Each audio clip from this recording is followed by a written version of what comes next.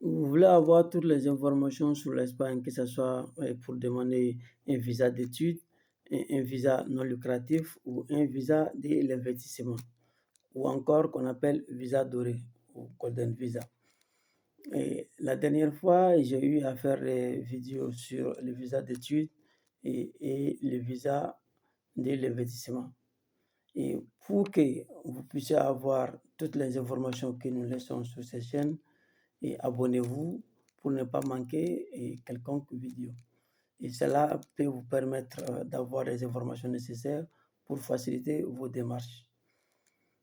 Et aussi, on vous demande de partager la vidéo, et comme ça peut vous servir et ça peut servir aussi à vos proches. Et aujourd'hui, nous allons parler de visa non lucratif. Le visa non lucratif est un visa qui est entre le visa d'études et le visa de l'investisseur. Et vous savez, pour demander le visa d'études, on demande aux différents sollicitants de remplir les conditions et de pouvoir montrer au gouvernement espagnol que vous avez les moyens nécessaires pour pouvoir survivre en Espagne au cas où il vous donne son visa. Parce que tout ça là, le gouvernement le fait pour éviter de faciliter l'entrée à des gens sur leur territoire et qui peuvent être encore dans les jours à venir une charge pour eux. Et c'est pour cela qu'on demande à tous les sollicitants d'avoir ou de montrer qu'ils ont des moyens suffisants pour pouvoir survivre sur le territoire espagnol pendant leur séjour, que ce soit un mois, 2 mois ou d'un an ou plus. Mais très généralement, tous les visas qu'on donne, et si c'est un visa de tourisme, on sait que c'est ça, ça sera quelques mois. Si on te donne un visa de 3 jours, 10 jours, 15 jours, sachez que votre visa a un délai de 3 mois. Si on vous demande de faire des jours ou vous avez demandé un visa pour faire 5 jours, cela ne veut pas dire que à la fin de ces 5 jours-là, vous devez rentrer obligatoirement. Non, c'est pas comme ça. Le visa, le délai d'un visa, c'est 3 mois. Mais les gens qui veulent venir étudier ou qui veulent venir résider ici ou qui veulent venir passer un bon temps ici, et on va vous donner un visa de longue durée. Et ces visas de longue durée sont au maximum, je crois que sont 3 visas, le visa d'études, le visa non lucratif et le visa de l'investisseur. Et le visa d'études, on en a parlé, c'est sur la chaîne. Si vous n'êtes pas abonné, abonnez-vous et cliquez sur la cloche qui est là-bas. Et comme ça, et chaque fois qu'on laisse une vidéo, vous le verrez. Et aussi, on a parlé sur le visa de l'investisseur, ça est aussi sur la chaîne. Et aujourd'hui, nous allons parler du visa non lucratif. Mais d'abord, il faut savoir que pour faire le calcul ou de démontrer que vous avez des moyens suffisants, et le gouvernement espagnol se base sur l'IPREM. L'IPREM est un montant, une somme d'argent et qu'on estime qu'un individu doit avoir pour pouvoir survivre pendant un mois en Espagne. Donc, si vous demandez un visa d'études qui est un an, vous prenez cette somme d'argent-là multipliée par 14, pas par 12, parce qu'on suppose qu'ici, on paie les gens 14 fois. Les gens qui travaillent eh, dans les administrations, on les paye 14 fois. Donc, vous prenez l'IPREM qui est actuellement 585 euros multiplié par 14. Comme ça, vous avez la somme totale que vous avez besoin de démontrer euh, au consulat espagnol pour qu'on puisse vous donner son visa. Et aussi, par rapport au visa non lucratif, non seulement vous devez pouvoir montrer que vous avez l'IPREM annuel qui est 500 euros, multiplier ça par 14 et multiplier ça par 4. Cela veut dire que vous devez avoir l'IPREM annuel multiplié par 4. Et tous ceux qui ont ces moyens peuvent solliciter les visas non lucratifs. Parce qu'au départ, les visas non lucratifs étaient faits pour les gens qui ont travaillé pendant toute leur vie et ils ont arrivé à l'âge de retraite, ils veulent venir se reposer en Espagne. Mais cela ne veut pas dire que ce visa est fait seulement pour eux. Si vous avez les moyens suffisants, vous pouvez aussi les solliciter. Tout simplement, vous devez accomplir cette condition.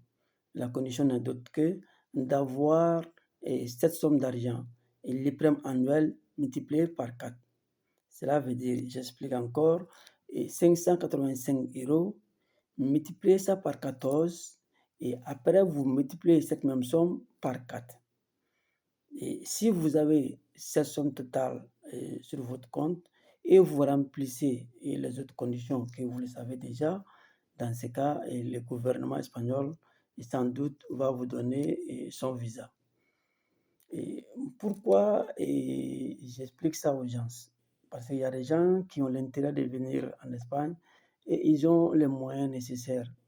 Et je pense qu'au lieu de venir faire 2 jours, 3 jours, mais pourtant vous aurez ou vous aimeriez faire plus que ça en Espagne, dans ce cas, il serait mieux de prendre un visa non lucratif qui peut vous permettre de résider ici en Espagne pendant 1 an.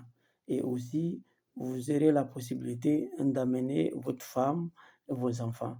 Si toutefois vous avez les moyens nécessaires, vous pouvez démontrer au gouvernement espagnol que vous avez ces moyens nécessaires, non seulement que vous résidez ici, et que aussi vous avez les moyens nécessaires d'amener votre femme et vos enfants qui n'ont pas plus de 18 ans.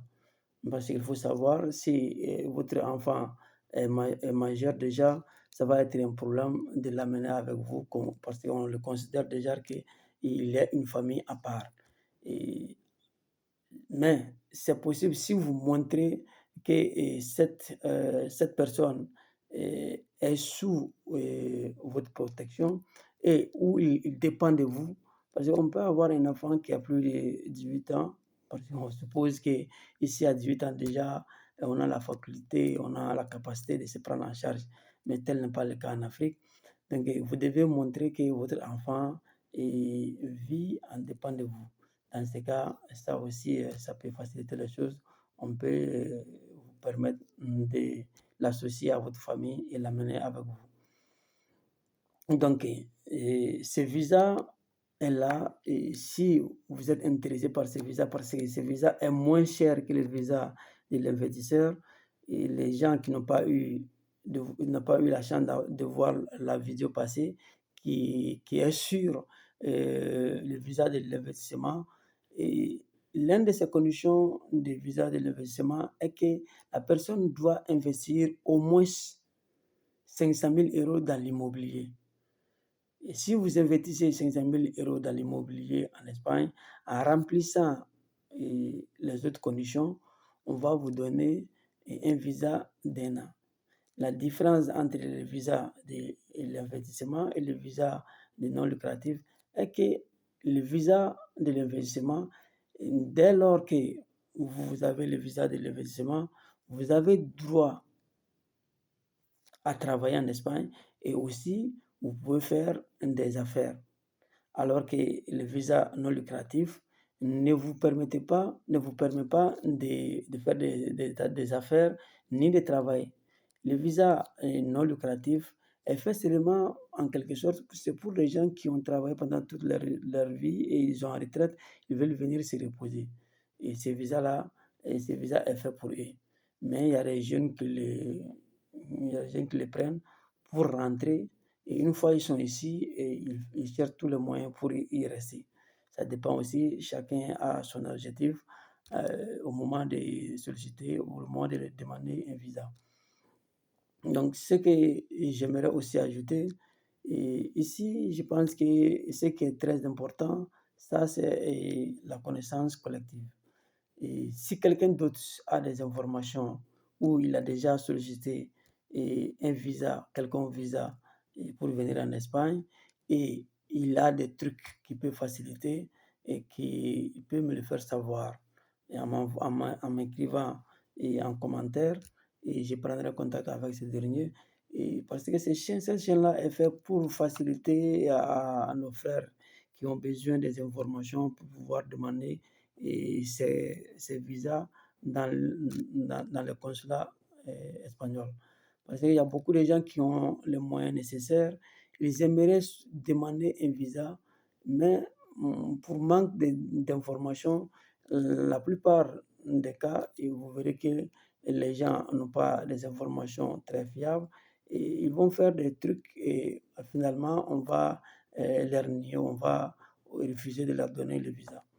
Et cette chaîne-là est faite pour donner des informations très claires et précises à tout le monde pour qu'on puisse aller demander notre visa avec toutes les conditions déjà réunies.